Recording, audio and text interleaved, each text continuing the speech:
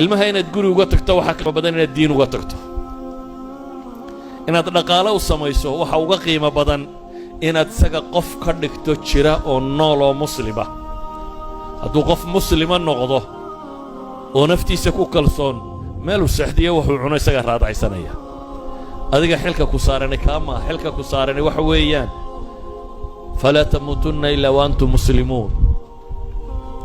ilaahay qur-aanka wuxuu ku tilmaamayaa nebi ibraahim oo u dardaarmaya carruurtiisii islaamnimo nebi yacquub oo markuu geeriyoonaya u yeedhay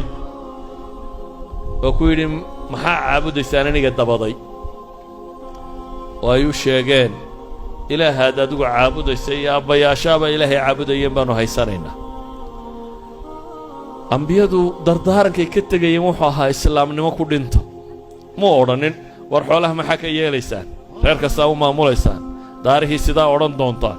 reerka ma ururin doontaan baabkaa uma bilaabin ee qur-aanku wuxuu inoo tilmaamay inuu diin ka warramay saxaabadii markii ay dunida ku faafeen bershiya markii dagaalladu ka socdeen xarbilqaadisiya 30,000 oo muslimiina baa dagaal ku jiray iyo dad 200 kun ku dhadhow oo gaala ah dabeetana markii dambu ninkii gaalka ahaa meesha joogay wuxuu yidhi bal iigu yeedha nimankani waxay doonayaan 3 nin buu kolba mid yidhi hallay soo diro waa loo diray wuxuu u weydiinayaa uu leeyahay warnimayo haddii meeshiinnii dhulkiinna waan ogoo waa iska saxaariya meel qaraxee aan xoola idin siiya noqda xaggiinnii ku laabta wuxuu weydiiyey maxaa idin soo bixiya dhulkiinna idinka keenay dee wuxuu isleeyahay waxay odhan doonaan xoolaannu doonaynaayo waa meel abaaraannu ka nimi waxay ugu jawaabeen ilaahay baa na soo bixiyey waxaana naloo soo bixiyey inaannu dadka ka saarro addoonsiga is addoonsadaan oo aannu u saarro ilaa cibaadati illaahi waxdah ilaahay inay addoommo u noqdaan cidhidhiga adduun inaannu ka saarno ballaca aakhiro u saarro diimaha kale cadaalad xumadooda inaannu ka kaxayno oo diinta islaam geyno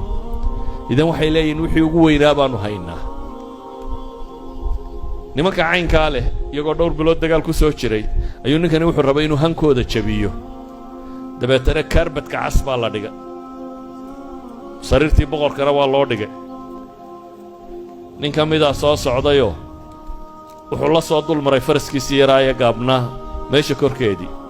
dabeetana barkimooyinku meesha dhigay buu xadhigga ugu xidhay faraska wuu soo dhaqaaqo waxay idhahdeen hubka boqorka loolama tago idinkaa ii yeedhay buu yidhi haddaydan rabin waan iska noqon doonaa yacni kaana yactazu binafsih inuu isagu muslimiyey ustaad ilcaalam inuu yahay waxyigii ugu dambeeye samada ka yimi inuu sido ayuu isu arkayey ma u arkeen boqorkan iyo qadifadiisa cascasi wax qiimaa inay leedahay 3 nin ka midina siduu u soo socday ayuu dee boqorka hortiisa alla fadhiistay oo laga hadlaaya sariirta boqorka dhinaceeda kaluu isna fuula markaasaa la qabqabtoo la soo tuuray suu yidhi maan moodaynin inay addoommaysu tihiine waxaan idin moodayay dad siman oo dee diin haysta ee in badhna rabbiya sheeganayaan badhna dhulka la dhigayo maan moodayn idan waxay arkayeen dadkaasi diintu inay tahay wixii ugu qaalisanaayoo iyagu sitaan laakiin xoole may wadanin waxba may wadanin aniga markaa weedhaydu waxay tahay war foqoro ma tihidin diintii rabbaa aaminsantiinoo sitaan dadkaa u timaadeen baa foqoro ah oo diinla dadkaa u timaadeen baa caydh ah oo aan waxba haysanin dadkaa u timaadeen baa aakhire moog idinkuna habbi'ina oo diintiinnu yay xumaanina ilaashada oo garta wixii ugu qaalisanaa inaa haysataan dee dadkana gaadhsiiya xil baa idinka saarane